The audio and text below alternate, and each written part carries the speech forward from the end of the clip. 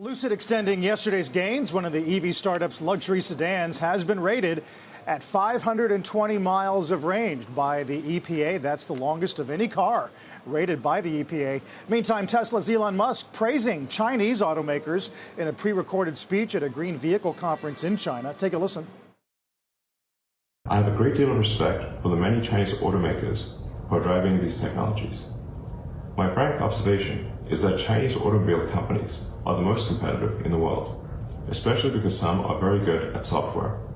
And it is software that will most shape the future of the automobile industry. This week's been busy between the Lucid rating, Tesla, and now Ford doubling capacity of the Lightning, finally getting to 150,000 reservations. I think that the Ford's numbers have to include the possibility of a certain part of the battery being in short supply. That is the reason I mention is because we already have semiconductor short supply. So I happen to be a huge believer in Ford. I think they're going to solve these problems. But I just caution people that every time you get excited, you have to remember that the semiconductor situation has not been resolved. Right. And they can have all the orders they want, but can they fulfill them? And that's been the issue. Yeah. Shares of Lucid have had a good week.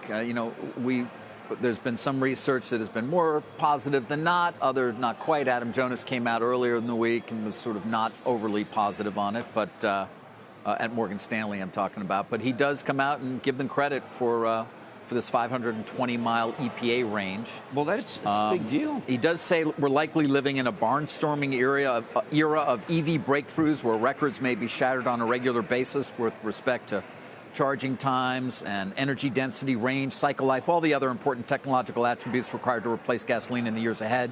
But he doesn't want to detract from this moment, which is a good one for the company. We need him to talk about the issues with batteries because he has done more homework than anyone. Just spends a huge amount of time actually interviewing the players involved. We got him on Tech Check today.